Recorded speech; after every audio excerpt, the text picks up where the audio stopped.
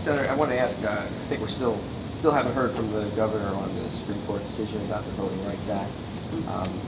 How do you feel that the governor hasn't commented? You obviously have a strong opinion. I do, because I feel very strongly about our voting rights, our civil rights. The voting rights legislation is one of the signature accomplishments of the civil rights movement. You know, when Lyndon Baines Johnson signed it with Martin Luther King at his side, and so many people have given their lives to protect and create an atmosphere where people weren't afraid to vote. I mean, I have to really question, is this really 2013 that we're refighting this battle where, people had to face impediments or obstacles to voting? I remember reading about the days when people had literacy tests before they could vote, had to pay a poll tax. And, when it's interesting that when Barack Obama was up for re-election, all of a sudden we have all of these voter ID laws that people are passing. And I think that I think the best laid plans, thank God they didn't come to pass, but it was a little too close for comfort for many.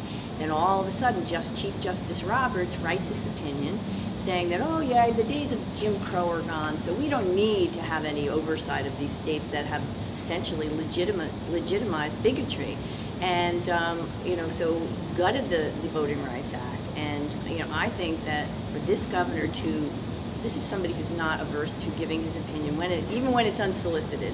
And now it has been solicited on at least 3 occasions, and he's been extremely dismissive, saying, oh yes, I was in my car, I can read just so much. I was reading the comptroller's report, I think. And then one time he said he was on vacation.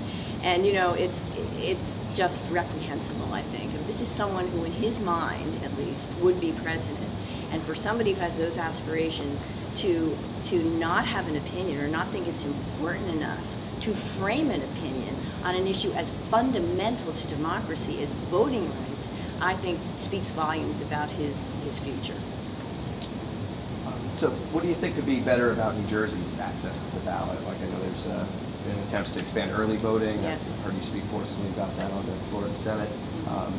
There's also a lawsuit that would, trying to make it so the state offers the option to do same-day voter registration instead of having to register 21 days in advance of the election. How do you feel about those reforms, and what do you think we could do better as New Jersey? Well, we need a governor that would actually sign them, and this governor has shown that he's refused to sign the early voting legislation. Nia Gill's legislation would have gone a long way to increasing voter participation. This governor vetoed it, citing that it was too expensive. So he's not willing to invest money in increasing voter turnout, but he doesn't hesitate a moment when he's spending untold millions of dollars on a senseless special election for the United States Senate to fill Frank Lautenberg's seat, instead of having it, as you know, on the same date as the gubernatorial and all the legislative freeholder races on November 5th, Tuesday, November 5th. We're having it 20 days before that, on a Wednesday to boot. It's costing the taxpayers money. It's going to increasingly disenfranchise people because they don't know about these. I mean, you talk to people, and we are trying to make sure people know about it, and they just don't. So you need to have a governor that has that as a priority, and unfortunately this governor does not.